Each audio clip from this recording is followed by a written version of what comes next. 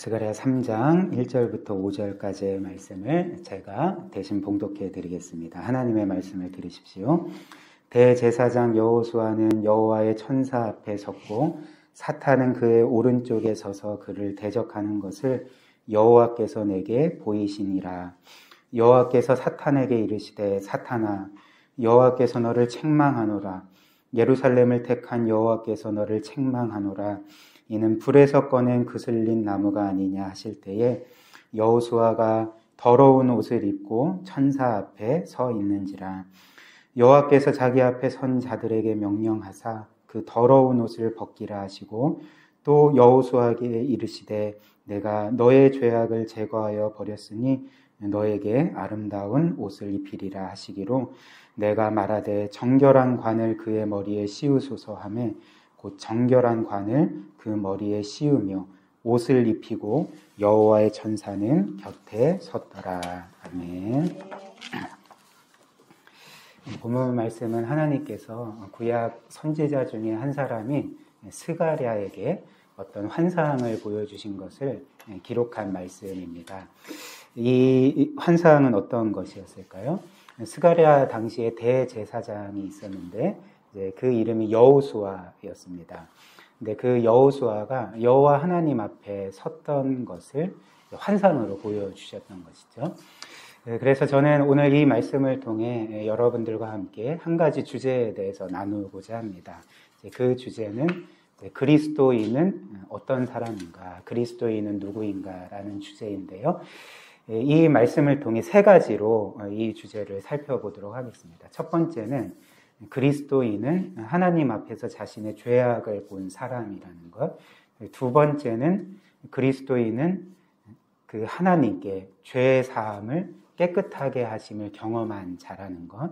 그리고 마지막 세 번째는 이 말씀을 통해 우리의 삶에 적용을 하고 말씀을 마무리하도록 하겠습니다. 첫 번째로 그리스도인은 하나님 앞에서 자신의 죄악을 본 사람이라 할 수가 있습니다. 우리는 이를 스가랴의 환상에서 나오는 이 대제사장 여호수아를 통해 볼 수가 있는데요. 일단 그 이스라엘의 제사장들은 어떤 사람들이었을까요? 우리가 알다시피 이 제사장이라는 사람들은 이스라엘 백성을 대표로 하여 하나님께 나아갔던 사람들이었죠. 그래서 그들은 이스라엘 백성들을 대표로 하여 이제 속죄 제사를 드렸고 또 그들을 위해 여호와 하나님께 간구하는 일을 했던 것입니다. 그런데 그 중에서 이 많은 제사장들 중에서 가장 높은 자가 이 대제사장이었죠. 그래서 이 대제사장은 이스라엘 백성들 중에 어떤 면에서는 가장 거룩하고 성별된 자였고, 특별히 그 제사장이라 하더라도 여호와 하나님을 만날 수는 없었거든요. 이 대제사장만이 그 1년 중에 단 하루 대속죄일에 그 지성소로 들어가 하나님의 임재 앞에 설 수가 있었습니다. 그러니까 이렇게 중요한 역할을 하던 것이 이 이스라엘의 대제사장이었던 것입니다. 그런데 지금 대제사장 여호수아는 누구 앞에 서 있을까요? 환상 중에 여호와 하나님의 천사 앞에 서 있습니다.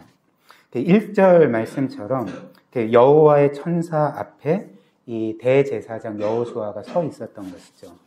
그렇다면 여호와의 천사는 어떤 사람인가? 일단은 이 여호와의 천사는 그 다른 많은 천사들 중에 한 천사가 아니었습니다. 그리고 혹은 우리가 알고 있는 천사장이 있지 않습니까? 뭐 미가엘이라든지 가브리엘 같은 이런 천사장급 정도도 아니었던 것이죠. 구약 성경에서 이 여호와의 천사라 불리는 존재는 사실 여호와 하나님과 동일시되는 존재이거든요. 그래서 구약 성경을 보면 이렇게 상세히 설명을 드릴 수는 없지만 이 여호와의 천사는 여호와 하나님과 동일시되고 그리고 여호와 하나님처럼 말씀을 전하는 그리고 행동하는 존재가 이 여호와의 천사였던 것입니다. 그래서 이런 이유로 그 역사상 대부분의 신학자들은 이 여호와의 천사를 가리켜 성육신 하시기 이전의 성자 하나님께서 이제 구약 시대의 백성들에게 나타나신 거다. 이제 이렇게 해석을 하는 것이죠. 그렇다면 지금 대제사장 여호수아는 이제 누구 앞에 서 있을까요? 그러니까 성부 하나님뿐만 아니라 지금 여호와의 천사인 성육신하시기 이전인 성자 예수님 앞에 서 있었던 것입니다. 그리고 이때는 아마도 제가 말씀드린 이스라엘의 절기 중에 1년에 단 한 차례만 있는 대속죄일이었을 것입니다. 왜냐하면 말씀드린 것처럼 대제사장이라 하더라도 1년 365일 자기가 원하면 여호와 하나님께 나아갈 수 있었던 게 아니었거든요. 이 대제사장도 1년에 단 하루, 딱 한 번 대속죄일에 지성소로 들어가 여호와의 임재 앞에 설 수가 있었는데, 지금 여호수아가 하나님의 임재 앞에 선 것을 우리가 볼 때에 이때가 아마도 이제 대속죄일 때 지성소로 들어가서 그 여호와의 임재 앞에 서 있다는 것을 우리가 충분히 추론할 수가 있는 것이죠. 그래서 이런 이유로 지금 이 여호수아는 아마도 1년 중에 가장 거룩하고 성별된 상태로 여호와 하나님 앞에 서 있었을 것입니다. 왜냐하면 대제사장이라는 그런 직위 자체도 이스라엘 중에서는 가장 거룩하고 성별된 자였고, 더군다나 1년에 단 한 번 있는 지성소로 들어가 여호와 하나님 앞에 서는 이때에는 더더욱 대제사장이 자기를 철저하게 성별하고 거룩하게 하기 때문에 그렇습니다. 과거 미국의 웨스트민스터 신학교에 제이 딜러드라는 구약학 교수님이 계셨는데요. 근데 그분께서 이제 구약학 전문가시니까 이 대제사장이 대속죄일을 맞이하여서 자신을 어떻게 거룩하고 성별되게 준비하는지를 이제 상세하게 설명을 해 주었습니다. 그래서 그분에 따르면 일단 대제사장은 대속죄일 일주일 전부터 이제 모든 접촉을 끊는 거죠. 그래서 자기만의 공간에 들어가서 그 일주일 동안 기도와 말씀 묵상에 전념합니다. 그래서 그런 식으로 자기를 철저하게 거룩하고 이렇게 성별하게 그렇게 준비를 하고요. 그리고 그 대속죄일 전날에는 잠을 자지 않고 철야를 하면서 밤새도록 이제 기도하고 또 말씀을 읽고 묵상하면서 최대한 자신이 하나님 앞에 거룩한 상태가 되도록 그렇게 준비하는 것이죠. 그리고 대속죄일 당일이 돼서 이제 깨끗하게 목욕을 하고, 이제 목욕 후에 이제 또 성별된 백색 세마포 예복을 입고 이제 지성소로 들어가 하나님의 임재 앞에 서게 된다는 것입니다. 그런데 이렇게 자신을 철저하게 거룩하게 성별하여서 정말 최대한 죄를 끊고 부정한 것을 끊고 거룩한 상태로 여호와 앞에 섰는데, 그런데 지금 환상 중에 스가랴는 굉장히 충격적인 광경을 보게 됩니다. 그 광경이 무엇일까요? 지금 대제사장 여호수아가 여호와 하나님 앞에 섰는데 더러운 옷을 입고 지금 여호와 하나님 앞에 서 있게 되는 것이죠. 3절 말씀 다시 보십시오. 여호수아가 더러운 옷을 입고 여호와의 천사 앞에 서 있는지라. 특별히 여호수아가 입고 있던 이 더러운 옷은 단지 얼룩이 묻었다던가 혹은 흙이 묻었다던가 이제 이런 식의 더러움을 표현하는 단어가 아닙니다. 히브리어 원문을 보면 이 더러운 옷에서 이 더러운이라는 단어는 사실 배설물로 인해서 오염된, 배설물로 뒤덮인 그런 더러움을 뜻하는 단어이거든요. 그렇기 때문에 지금 여호수아가 여호와 앞에 섰을 때 더러운 옷을 입고 섰다는 것은 이제 어떤 그림을 보여주는 것일까요? 그가 지금 배설물로 똥과 오줌으로 뒤범벅된 옷을 입고 악취를 풍기며 여호와 앞에 서 있는 것을, 굉장히 충격적인 광경을 지금 스가랴가 환상 속에서 보고 있는 것입니다. 그렇다면 어떻게 이런 일이 일어날 수가 있을까요?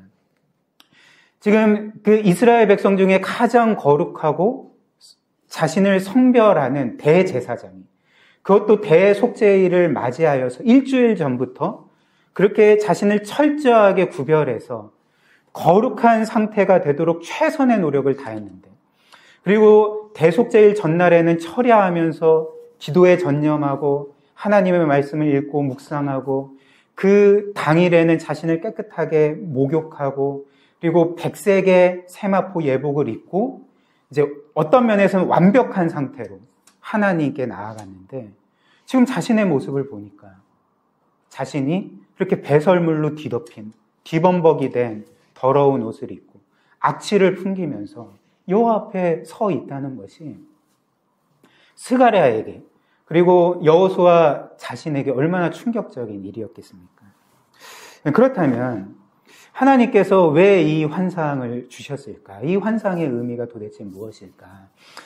분명한 사실은 그 하나님께서 보여주시는 모든 환상에는 그 우리를 향한 어떤 진리를 전해주는 그런 메시지가 담겨 있는 일종의 계시라는 것이죠.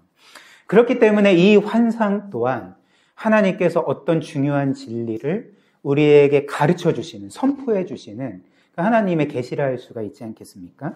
그렇다면 지금 이 환상을 통해 하나님이 우리에게 알려주시고자 하는 진리가 무엇일까요? 그러니까 그 진리는 바로 이 세상에서 가장 거룩해 보이는 사람이라 할지라도 자신을 철저하게 성별한 사람이라 할지라도 의롭게 보이는 사람이라 할지라도 하나님 앞에 설 때는 그 또한 죄인일 뿐이라는 것이죠. 그 또한 하나님의 눈에는 배설물로 뒤범벅된 옷을 입은 것과 같은 더럽고 악취를 풍기는 상태로 그렇게 여호와 눈에 보인다는 것을 알려주시는 환상이라 할 수가 있는 것입니다. 이는 구약의 여러 말씀과 또 일치하는 사실인데요. 그 이사야 64장 6절에 이렇게 말씀합니다. 무릇 우리는 다 부정한 것 같아서 우리의 의로움은 다 더러운 옷과 같으며 우리의 최상의 의로움이라 할지라도 하나님이 보시기에는 더러운 옷과 같다라고 말씀하고 있는 것이죠. 또한 예레미야 17장 9절 말씀에 이런 말씀이 있습니다. 만물보다 거짓되고 심히 부패한 것은 사람의 마음이라. 이 세상 만물 가운데 가장 더럽고 추악하고 썩고 악취가 나는 것이 하나가 있는데 그것이 바로 우리 모든 사람의 마음이라는 것이죠. 그러니까 하나님이 우리를 이렇게 보신다는 것입니다. 근데 여호수아의 문제는 그가 이렇게 하나님 앞에 더러운 옷을 입고 서 있다는 것만이 아니었습니다. 오늘 본문 말씀을 보면 그에게는 또 다른 문제가 있었는데 그 문제가 무엇일까요? 사탄이 그를 계속 고소하고 정죄하고 있었던 것이죠. 그래서 1절 말씀 보십시오. 대제사장 여호수아는 여호와의 천사 앞에 섰고 사탄은 그의 오른쪽에 서서 그를 대적하는 것을 여호와께서 내게 보이시느니라. 그렇다면 지금 사탄은 여호수아의 무엇을 고소하고 정죄하고 있었을까요? 그러니까 어떤 것을 이렇게 정죄하고 있었을까요? 우리가 분명히 알 수 있는 사실이 아니겠습니까? 사탄이 우리를 고소하고 정죄하는 것은 사실 우리의 죄를 고소하고 정죄하는 것이죠. 즉 여호수아가 대제사장이었지만 그가 과거에 지었던 그 많은 죄악들, 행동으로 지었을 뿐만 아니라 정말 마음 깊은 곳으로 그 생각으로 또 사람들이 볼 수는 없지만 은밀한 곳에서 은밀하게 지었던 모든 죄악들을 사탄이 지금 낱낱이 열거하면서 여호수아를 고소하고 정죄하고 있었던 것입니다. 그래서 그 사탄은 여호수아를 이렇게 정죄하고 있지 않았겠습니까? 하나님, 저 자는 대제사장으로서 거룩한 척하지만 저 자 또한 무수히 많은 죄를 지은 죄인입니다. 저 자는 행동으로 죄를 지었고 또 깊은 곳 마음과 생각으로 죄를 지었고 또 사람들이 보지 않는 곳에서 은밀하게 죄를 지은 자입니다. 저 자는 거룩한 척하지만 정말 셀 수도 없이 많은 죄를 지었기 때문에 저 자는 지금 하나님 앞에 설 수 없는 자입니다. 하나님은 저 자를 마땅히 정죄하셔야 되고 심판하셔야 합니다. 라고 이제 끊임없이 그를 고소하고 이제 정죄하고 있었던 것이죠. 물론 우리는 이 사탄의 고소와 정죄를 보면서 저 사탄의 고소와 정죄는 다 거짓말일 거야. 왜냐하면 성경에 따르면 사탄은 거짓의 아비라고 말하잖아. 그렇기 때문에 지금 사탄의 고발과 정죄는 다 거짓말이야. 여호수아는 거룩한 자야. 우리가 이렇게 생각할 수 있잖아요. 그런데 우리가 오늘 본문 말씀을 보면 여호수아는 지금 아무런 말도 할 수가 없는 것이죠. 만약 이 사탄의 고소가 다 거짓말이고 다 꾸며낸 것이라면 사실 여호수아 입장에서는 하나님, 사탄의 저 고소와 정죄는 다 거짓입니다. 저는 그런 죄를 지은 적이 없습니다. 저는 거룩한 대제사장이어서 하나님 앞에 서기에 합당한 자입니다. 라고 항변할 수 있지 않겠습니까? 그러나 지금 본문 말씀에 비춰지는 여호수아의 모습은 아무 말도 할 수가 없는 것이죠. 아무런 대꾸도 할 수도 없는 것이죠. 무엇을 보여줄까요? 그러니까 사탄의 고소와 정죄가 다 사실이었다는 것입니다. 사탄이 지금 자신을 향해 고소하고 정죄하고 그렇게 심판을 부르짖는, 요청하는 그 모든 죄악들이 하나도 예외 없이 다 사실이었기 때문에 그는 아무런 대꾸도 할 수 없고 고개를 숙이며 정말 참담한 심정으로 여호와 앞에 서 있을 수밖에 없었다는 것이죠. 사랑하는 성도 여러분, 이때 여호수아의 심정이 과연 어떠했을까요? 만약 여러분들이 이런 상태로 하나님 앞에 서 있었다면, 사탄이 우리를 계속 고소하고 정죄하고 있다면 여러분의 심정은 과연 어떠하시겠습니까? 아마도 사탄이 정말 우리의 모든 죄악들을 들춰내며 심지어 우리의 마음과 생각으로 지은 죄와 우리가 남들이 보지 않는 은밀히 지은 모든 죄악들까지 들춰내며 고소하고 정죄하고 있을 때 우리는 아마도 우리의 삶이 지금까지 쌓아 올린 우리의 어떤 명성과 우리의 정체성이 단 한 번에 무너지는 것 같은 그런 경험을 하게 되지 않겠습니까? 그리고 말했듯이 이 여호수아의 모습은 여호수아의 모습만 보여줄 뿐만 아니라 사실 이제 보편 인간의 모든 상태, 바로 우리의 상태, 우리가 하나님 앞에 어떤 상태로 서 있게 되는지를 이제 보여주는 하나님의 말씀이라 할 수가 있는 것이죠. 우리는 보통 우리의 어떤 도덕적이고 영적인 상태를 어떻게 판단할까요? 우리는 보통 다른 사람들과 비교해서 나의 도덕적이고 영적인 상태를 판단할 때가 많지 않습니까? 즉 내가 어떤 사람보다, 내가 저 지체보다 도덕적이거나 영적으로 더 낫다고 생각하면 아 그래 나는 괜찮은 사람이야, 나는 어느 정도 괜찮은 성도야 라고 이렇게 판단하지 않겠습니까? 그러나 오늘 여호수아처럼 우리가 그 완전하게 무한하게 거룩하신 하나님 앞에 섰다고 생각을 해봅시다. 우리의 과거, 현재, 미래를 아시고 우리의 정말 가장 깊은 마음과 생각을 다 아시고 그리고 남들이 볼 수는 없지만 우리가 은밀하게 지은 모든 죄악들까지 다 아시는 하나님 앞에 우리가 서 있게 된다면 그때에도 우리는 내가 저 사람보다 나으니까 나는 괜찮아 라고 말할 수가 있겠습니까? 결코 그렇게 말할 수가 없다는 것이죠. 오히려 우리는 하나님 앞에서 이렇게 고백할 수밖에 없지 않겠습니까? 하나님, 저 사탄이 지금 나를 고발하고 정죄하는 모든 죄가 사실 저의 죄가 맞습니다. 저는 하나님 앞에 죄인일 뿐이고 저는 하나님 앞에 배설물로 뒤덮인 옷을 입은 것과 같이 악취를 풍기는 죄인일 뿐입니다. 저는 하나님 앞에 설 수도 없고 하나님께 받아들여질 수도 없고 하나님께 정죄를 받고 심판을 받기에 합당한 자입니다.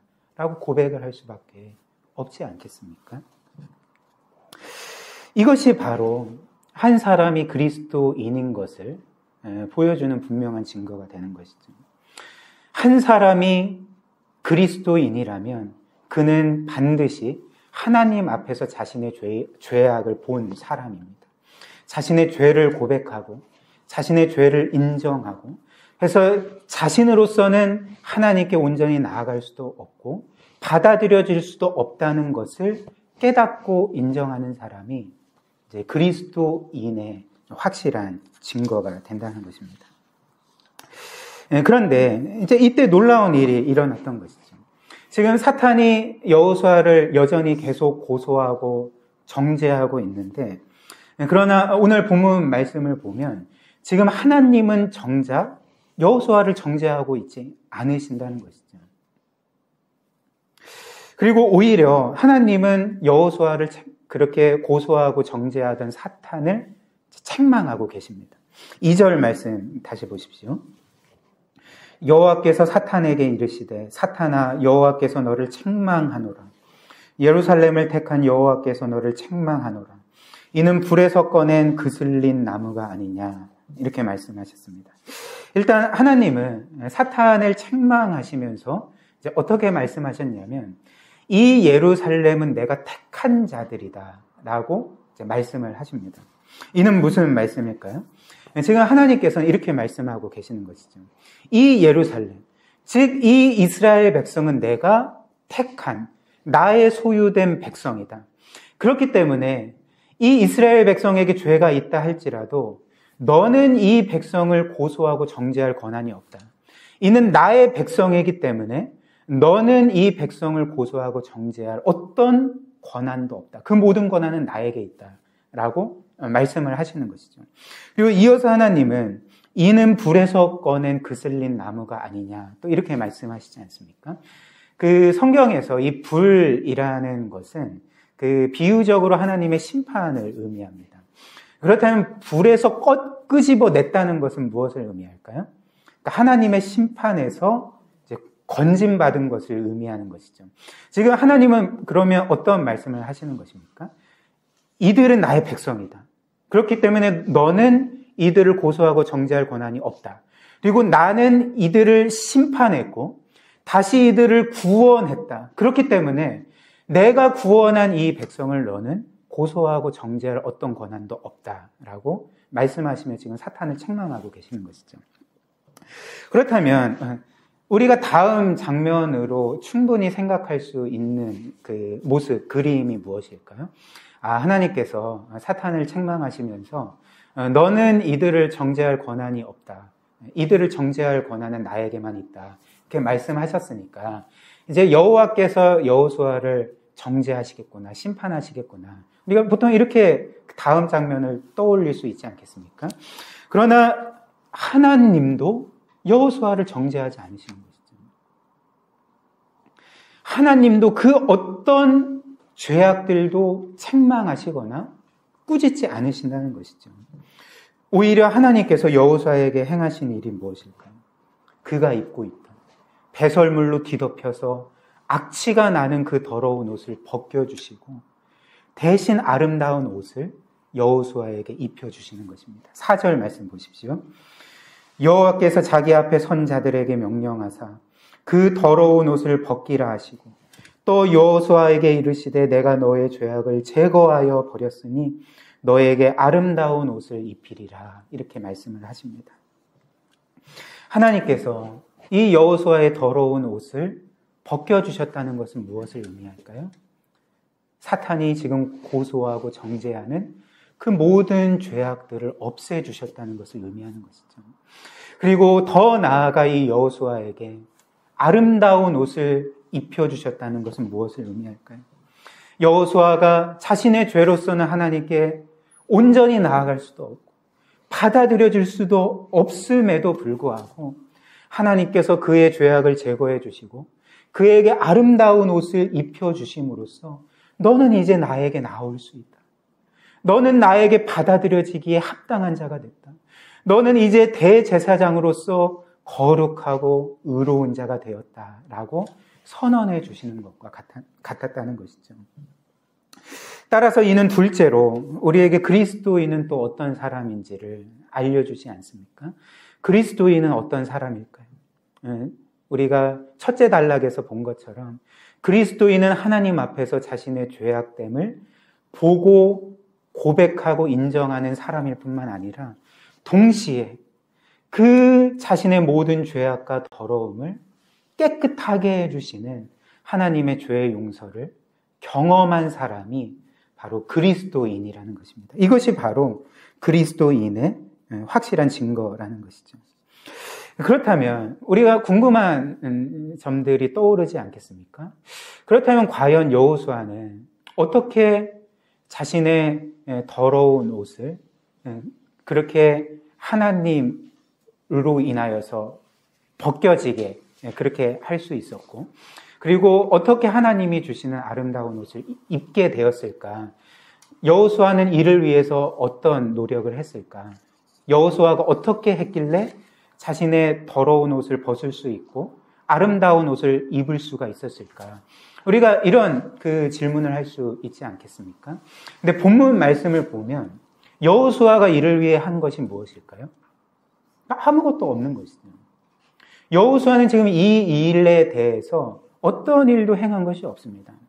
본문 말씀을 보면 여호수아가 한 게 단 하나가 있는데 참담한 심정으로 그렇게 고개를 숙이고 눈물을 흘리며 자신의 죄로 인하여서 괴로워하고 슬퍼하고 운 것밖에는 그 일 외에는 사실 여호수아가 행한 일이 아무것도 없는 것이죠. 그러나 하나님은 그를 고소하고 정죄하고 있던 사탄을 책망하시고 여호수아가 입고 있었던 그 더러운 옷을 벗겨주시고 그리고 그에게 대신 아름다운 옷을, 깨끗한 옷을 입혀주시지 않았습니까? 즉 그 여호수아를 구원해 주시고 완전히 받아주셨던 것이죠. 이는 우리에게 무엇을 보여줄까요? 이 기독교 구원의 핵심이 무엇인지를 우리에게 잘 보여주는 그림이 된다는 것입니다. 기독교 구원의 핵심이 무엇일까요? 모든 구원은 하나님의 전적인 은혜라는 것. 모든 구원은 하나님께서 값없이 선물로 우리에게 주신다는 것. 이것이 바로 기독교 구원의 본질이자 핵심인데 이것을 우리에게 잘 보여주는 환상이라 할 수가 있는 것입니다. 그리고 이것은 바로 기독교가 이 세상 모든 종교와 뚜렷하게 구별되는 점이라 할 수가 있는 것이죠. 이 세상의 모든 종교들은 너가 너의 죄의 더러운 옷을 벗기 위해서 이제 어떤 것을 하라 이렇게 말합니까? 이 세상의 종교는 우리가 죄의 옷을 벗기 위해 우리가 구원받기 위해 어떤 일을 행해야 된다고 말합니까? 보통 이런 것 아닙니까? 그 종교가 가르쳐주는 대로 우리가 속죄 행위를 하고 또 종교 행위를 하고 또 우리가 선행을 하고 또 의로운 삶을 살고 최대한 죄에 안 지으면 우리가 죄의 옷을 벗어버리고 구원받을 수 있을 거다. 보통 이렇게 말하는 것이죠. 예를 들면 제가 오래전에 아마 한 10년 전에 EBS에서 방영했던 다큐멘터리인데요. 차마고도라는 다큐멘터리가 있었습니다. 아마 보신 분도 있으리라 생각을 하는데요. 차마고도라는 다큐멘터리는 티베트의 아름다운 자연과 또 그곳 사람들이 어떻게 살아가는지를 이렇게 잘 보여주는 다큐멘터리였습니다. 근데 제가 그 다큐멘터리를 보며 가장 인상적이었던 것이 오체투지라는 것이었습니다. 오체투지가 무엇이냐면 우리나라에 비슷한 것이 하나 있는데 삼보일배라는 것이 있거든요. 삼보일배 아시죠? 이제 세 걸음 가고 절하고 또 일어나서 세 걸음 걷고 절하고 이런 식으로 하는 게 삼배일보이지 않습니까? 근데 오체투지도 이와 비슷한데 다른 점이 있습니다. 다른 점은 무엇이냐면 삼보를 가고 그냥 절하는 수준이 아니라 아예 그냥 온몸을 땅에 붙여서 절하는 것이죠. 그러니까 이마와 코와 이 입술이 땅에 완전히 닿도록 그렇게 절하고 다시금 일어나서 삼보 가서 또 그렇게 납작 엎드려서 절하고 이게 이제 오체투지입니다. 그런데 오체투지는 그곳의 티베트 사람들이 믿는 바로는 이것은 이 세상에서 우리가 죄를 속죄받는 가장 확실한 방법이다. 우리가 이 오체투지를 하면 우리의 죄의 옷을 벗을 수가 있고 그리고 업보를 제거할 수 있고 공로를 쌓아서 다음 생에 좋은 모습으로 환생할 수 있다. 구원받을 수 있다. 이렇게 믿고 있었던 거죠. 그런데 다큐멘터리를 보면 굉장히 엄청난 사람들이 등장합니다. 어떤 사람들이냐면 이 오체투지를 하면서 2100km를 그렇게 순례 여행을 하는 티베트 라사까지 순례 여행을 하는 사람들을 이렇게 이제 영상으로 찍었던 것이죠. 말이 2100km지. 여러분들 한번 2100km를 도보로 가보십시오. 이거는 이제 불가능한 일입니다. 근데 삼보일배처럼 오체 투지를 하면서 2100km를 간다는 거는 거의 불가능한 일인 거죠. 근데 다큐멘터리를 보면 이 사람들이 결국 186일에 걸쳐서 라사에 도착을 합니다. 근데 거기에서 끝나는 것이 아니라 이제 그 락항 사원이라는 곳에 들어가서 족항 사원이라는 곳에 들어가서 이제 10만 번의 절을 해야지 이제 모든 여정이 끝나는 거죠. 그렇다면 이 사람들은 왜 이런 일을 했을까요? 이제 그거를 해야지 내가 죄의 용서를 받을 수 있으니까. 그렇게 해야지만 나의 이 더러운 죄의 옷을 벗어버릴 수 있기 때문에. 이렇게 해야지만 내가 공로를 쌓고 다음 생에 더 나은 모습으로 환생할 수 있고 구원받을 수 있기 때문에 그렇게 목숨을 걸고 이런 종교행위를, 이런 고난의 길을 가게 되었다는 것입니다. 그러나 기독교의 하나님은 우리가 뭘 잘해야지, 우리가 어떤 속죄 행위를 해야지, 우리가 의롭고 착하게 살아야지 이 죄의 옷을 벗겨주시고 그리고 의로운 옷을 입게 해주셔서 우리를 구원해 주시는 것이 아니라는 것이죠.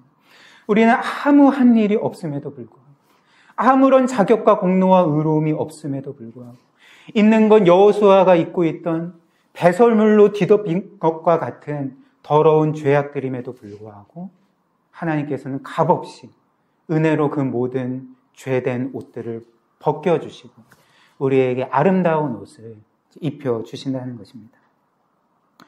그렇다면 하나님께서 어떻게 우리의 죄의 더러운 옷을 벗겨주실까요? 즉 하나님께서 어떻게 이 수많은 우리의 죄악들, 그 더러운 죄악들을 없애주십니까? 어떤 사람들은 이렇게 생각할 수 있을 것입니다. 하나님께서 너무나도 사랑이 많으시고 자비로우셔서 우리를 너무나도 불쌍히 여기시기 때문에 그래, 내가 불쌍한 너희들의 죄악들을 없던 일로 해줄게. 그냥 아무것도 없던 일로 해주마. 이런 식으로 우리의 죄악들을 없애주실 거야 이렇게 생각을 하겠지만 결국 그렇지 않죠. 만약 하나님께서 그런 식으로 우리의 죄악들을 다루신다면 사실 하나님은 자기 자신을 부정하는 꼴이 될 것입니다. 왜냐하면 하나님께서는 가장 거룩하시고 공의로운 분이시고 그 어떤 죄악들도, 아주 작은 죄악들도 간과하실 수 없고 반드시 심판하시는 하나님이시기 때문에 그런 것이죠. 만약 어떤 재판관이 죄인에게 그래, 너의 이야기를 들어보니까 너는 참으로 지금까지 참 불쌍한 삶을 살았구나. 너가 그렇게 불쌍하니까 너의 죄를 없던 일로 해줄게 하면서 무죄 판결을 내린다면 사실 누가 그런 재판관을 인정할 수가 있겠습니까? 누가 그런 재판관을 그 의로운 자로 신뢰할 수가 있겠습니까? 하나님도 마찬가지라는 거죠. 그렇다면 하나님은 어떻게 우리의 죄의 옷을 벗겨주시고 우리에게 아름다운 옷을 입혀주실까요? 구체적으로 말하면 하나님은 어떻게 우리의 죄의 더러운 옷을 벗겨주시고 대신 그 아름답고 의로운 하나님께 온전히 나아가고 하나님께 받아들여질 수 있는 그런 옷을 우리에게 입혀주시냐 이런 것입니다. 그리스도를 통해서 이 일을 하시는 것이죠. 우리의 죄의 옷을 그리스도께 대신 입히시고 또 그리스도의 그 의로운 옷을 우리에게 입혀주심으로써 우리의 죄의 문제를 해결하시고 또 우리를 하나님 앞에 온전히 의로운 자로 선언해 주셔서 우리를 받아주시고 그분의 자녀로 삼아주시는 것이 바로 하나님이 우리를 향해 행하시고 이루시는 구원이 아닙니까? 그래서 고린도후서 5장 21절을 보면 이런 말씀이 있습니다. 하나님이 죄를 알지도 못하신 이를 우리를 대신하여 죄로 삼으신 것은, 원문을 보면 예수님을 우리의 죄로 만들었다 이렇게 말합니다. 하나님께서 예수 그리스도를 우리의 죄로 만드신 것은 뭐라고 말씀하십니까? 그 그리스도 안에서 우리가 하나님의 의로움이 되게 하려 하심이라 이렇게 말씀을 하시는 것이죠. 즉 예수님을 우리의 죄로 만드시고 우리를 예수 그리스도의 의로로 옷 입히셔서 그리스도처럼 의로운 자로 만드시는 것이 바로 하나님께서 우리에게 베푸시는 구원이라는 것입니다. 이를 잘 보여주는 한 이야기가 있는데요. 이는 실제로 일어난 그 실화이기도 합니다. 그 1900년대 초에 그 미국 샌프란시스코의 그 차이나타운에 그 어떤 한 형제가 살았다고 합니다. 근데 그 형제는 쌍둥이는 아니지만 거의 쌍둥이와 같이 이제 모든 면에서 그 비슷한 거죠. 생김새도 비슷하고 체격도 비슷하고 키도 비슷한 형제였는데, 그러나 겉모습은 비슷했지만 그 삶에 있어서는 완전히 다른 삶을 살았습니다. 형은 그 늘 착하고 성실한 삶을 살았고, 동생은 형과 달리 그 방탕하고 이제 불의한 삶을 살았던 것입니다. 근데 어느 날 이 동생이 도박을 하다가 어떤 한 사람과 싸움이 붙게 되었고, 결국 그 사람을 죽게 만들어 버린 거죠. 그러니까 살인을 저지르게 된 거죠. 그리고 그 피범벅이 된 옷을 입고 결국 자기 집으로 도망와서 숨게 되었는데, 그 경찰이 이 살인자가 자신의 집으로 도망가서 지금 숨어 있다는 것을 이제 알게 되었고, 이제 포위망을 점점 좁혀가는 상황이었습니다. 근데 그 형은 그때 어떤 일을 했을까요? 일단 이 형은 동생이 피로 물든 뒤범벅된 옷을 입고 집으로 들어오는 것을 본 순간 이제 직감을 했던 것이죠. 아, 동생이 사람을 죽였구나. 어떤 일을 죽였구나. 그래서 그 형이 했던 일이 무엇이냐면, 동생이 벗어놓았던 그 피로 뒤범벅된 옷을 자신이 대신 입고, 그래서 그 후에 경찰이 찾아왔을 때 이제 자수를 했습니다. 그래서 그 형은 이제 동생 대신 자신이 마치 살인자인 것처럼, 자신이 마치 죄인인 것처럼 그렇게 꾸며서 결국에는 재판을 받고 사형 선고를 받고 결국에는 동생 대신 그렇게 죽음에 처하게 되었던 것입니다. 그리고 그 이후에 이제 정신을 차린 동생은 뒤늦게 재판부에 호소를 하는 거죠. 그 사실 형이 살인을 저지른 게 아니라 제가 살인을 저질렀습니다. 형이 나쁜 것이 아니라 제가 나빴고 제가 죄인이었습니다. 그렇게 호소를 했지만 이미 형이 동생의 죄값을 치렀기 때문에 이제 법적으로는 이제 사건이 종결되지 않았습니까? 그러니까 이제 동생이 다시 잡혀 들어간다거나 재판을 받는다거나 벌을 받는 일이 일어나지 않았던 것이죠. 그렇다면 이 사건에서 동생이 그렇게 끔찍한 살인죄를 저질렀음에도 불구하고 벌을 받지 않고 구원받을 수 있었던 이유가 무엇일까요? 형이 동생의 피로 물든 그 더러운 옷을 입고 동생은 형의 깨끗한 옷을 입었기 때문에 그런 것이죠. 그래서 형이 동생 대신 죄인으로 정죄받아 죽었기 때문에 동생이 그렇게 구원받고 살아날 수가 있었던 것입니다.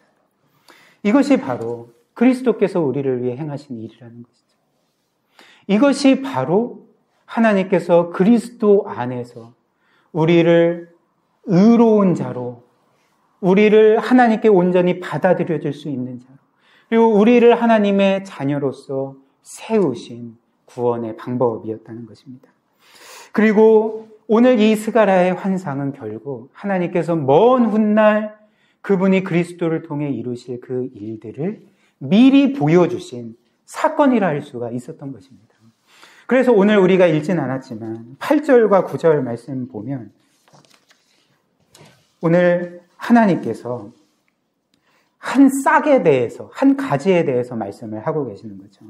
8절 말씀 보시면 맨 마지막에 이렇게 말씀하십니다. 내가 내 종 싹을 나게 하리라. 그리고 9절 마지막에 보면 이 땅의 죄악을 뭐라고 말씀하십니까? 하루에 제거하리라. 단번에 제거하리라. 근데 이 하나님께서 세우신다 말하는 내 종 싹 혹은 가지는 그 어떤 것을 의미합니까? 구약에서 이 싹은 사실 메시아를 가리킵니다. 그래서 이사야 53장 메시아장에 보면 이 메시아를 연한 순이라고 말하는 거죠. 연한 순 같고라고 말하는 거죠. 즉 하나님께서는 먼 훗날 메시아, 내 종, 내 싹, 내 가지, 내 연한 순을 너희에게 보내어서 단 하루 만에 너희의 모든 죄악들을 없앨 것이다 라고 선포하고 계시는 것이죠. 이 환상 중에 하나님께서 스가랴에게 말씀하신 바가 무엇일까요? 내가 먼 훗날 내 아들을 너희에게 보내겠다. 그래서 너희의 그 죄로 뒤범벅된 옷을 내 아들에게 입힐 것이고 내 아들은 너희 대신 죄인으로 정죄받아 죽을 것이다. 그리고 너희는 내 아들의 그 의롭고 아름다운 옷을 대신 입게 될 것이고 그래서 나에게 완전히 받아들여진 나의 자녀가 될 것이다. 그렇기 때문에 너희는 내 아들을 믿어라. 내 아들이 행한 모든 일들을 믿고 받아들여라 라고 이렇게 선포해 주시는 것이 이 스가랴의 환상의 말씀이었던 것입니다. 그렇다면 우리가 마지막으로 이 말씀을 우리의 삶에 한번 적용해 보면 좋겠습니다. 혹시 여러분들은 이 대제사장 여호수아와 같은 경험을 하신 적은 없으십니까?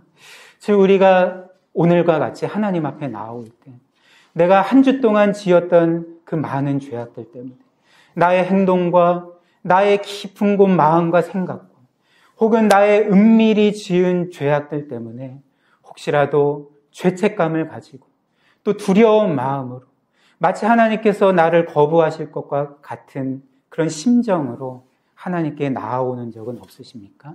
혹은 일주일 동안 지은 죄뿐만 아니라 내가 과거에 지었던 어떤 특정한 죄악들 때문에 하나님은 나를 받아주시지 않을 거야. 하나님은 나를 거부하실 거야 라는 죄책감과 두려움과 절망으로 하나님께 나아오시는 적은 없으십니까? 그런데 이런 생각은 사실 반은 맞고 반은 틀리다는 거죠. 일단은 맞는 것은 무엇일까요? 그러니까 우리의 고백처럼 우리가 죄인이라는 것은 맞다는 것이죠. 우리가 하나님 앞에 우리 스스로는 나아갈 수 없고 우리 스스로는 여호수아처럼 죄의 더러운 옷을 입고 하나님 앞에 설 수밖에 없다는 것. 우리 스스로는 하나님께 받아들여질 수 없다는 것은 사실이라는 것입니다. 그러나 틀린 것은 무엇일까요? 그렇기 때문에 우리에게 어떤 소망도 없다는 것은 틀린 말이라는 것이죠. 즉 우리가 이렇게 죄인이기 때문에 하나님이 우리를 거부하시고 우리를 벌하실 것이라는 것은 그런 생각은 전적으로 틀리다는 것입니다. 왜냐하면 오늘 말씀과 같이 우리가 예수 그리스도를 믿었을 때 이미 하나님은 우리의 모든 죄의 더러운 옷을 벗겨주셨고 그리스도의 그 아름다운 옷을 입혀주셨기 때문에 우리를 그렇게 의로운 자로 하나님의 자녀로 완전히 받아주셨기 때문에 우리는 이 사실을 기억할 때 우리가 죄인인 것은 맞지만 우리로서는 하나님께 나아갈 수 없지만 우리는 그리스도의 의로움을 인하여서 하나님께 담대하게 자녀로서 나아갈 수가 있게 된다는 것입니다. 저도 목회자이지만 솔직히 고백을 드리면 저에게도 이런 경험들이 많이 있는 거죠. 오늘처럼 이렇게 강단에 설 때에도 문득 이 사탄이 그리고 저의 양심이 저에게 이렇게 고발할 때가 많다는 것입니다. 나 같은 죄인이 하나님의 자녀라 불릴 수가 있을까? 그리고 나 같은 죄인이 목회자요 설교자로 사역하는 것이 과연 합당한가? 그리고 나 같은 죄인이 이 강단에 서서 이렇게 하나님의 말씀을 전하는 것이 말이나 될까? 이렇게 이런 내적인 갈등을 종종 겪게 된다는 것입니다. 그러나 그때마다 제가 정말 최선을 다해 간절하게 붙들고자 하는 것이 무엇일까요? 제가 이럴 때마다 그 죄 용서의 확신과 구원의 확신을 얻고 하나님께 나아갈 수 있도록 만드는 것이 무엇일까요? 오늘 말씀과 같이 복음인 것이죠. 하나님의 은혜인 것이죠. 그리스도께서 나 같은 죄인을 위해 이루신 그 모든 완전한 구원의 일을 내가 믿고 확신하고 의지하면서 하나님께 나아갈 때에 다른 한편으로는 그 죄 용서와 구원의 확신이 내 마음 가운데 차게 되고 그것을 가지고 하나님께 그렇게 담대하게 나아갈 수가 있게 되는 것 아닙니까? 그래서 이런 복음을 믿을 때에 저뿐만 아니라 우리 모두는 이렇게 고백하게 되는 것입니다. 하나님, 저는 이 성경이 저에 대해서 말씀하는 바와 같이 그리고 때때로 사탄이 저의 양심에 고발하는 것처럼 저는 죄인입니다. 저는 더러운 옷을 입고 하나님 앞에 설 수밖에 없습니다. 그러나 그리스도께서 저의 더러운 옷을 입으셨고 저는 그리스도의 의로운 옷을 입었습니다. 그렇기 때문에 저는 저의 의로움으로 사는 자가 아닙니다. 저는 저의 평생을 그리스도의 의로움만으로 살아가고 그 의로움을 가지고 하나님께 나아가는 자입니다. 저를 받아주시고 모든 영광을 받아주십시오라고 고백할 수밖에 없는 것입니다. 우리가 이렇게 이 복음을 늘 기억할 때, 그리고 사탄이 우리를 아무리 고발한다 할지라도 그리스도께서 우리를 위해 행하신 모든 일들을 기억하고 믿고 확신할 때에 우리는 두려움이 아니라, 죄책감이 아니라, 절망이 아니라 도리어 그 구원의 기쁨과 용서의 확신과 감격과 담대함을 가지고 하나님께 나아갈 수가 있을 것입니다. 그리고 그로 말미암는 그 기쁨과 확신으로 하나님을 예배하며 하나님을 섬길 수가 있을 것입니다. 이런 귀한 복음의 은혜가 우리 사랑하는 모든 성도들에게 평생에 걸쳐 있기를 주님의 이름으로 축복합니다.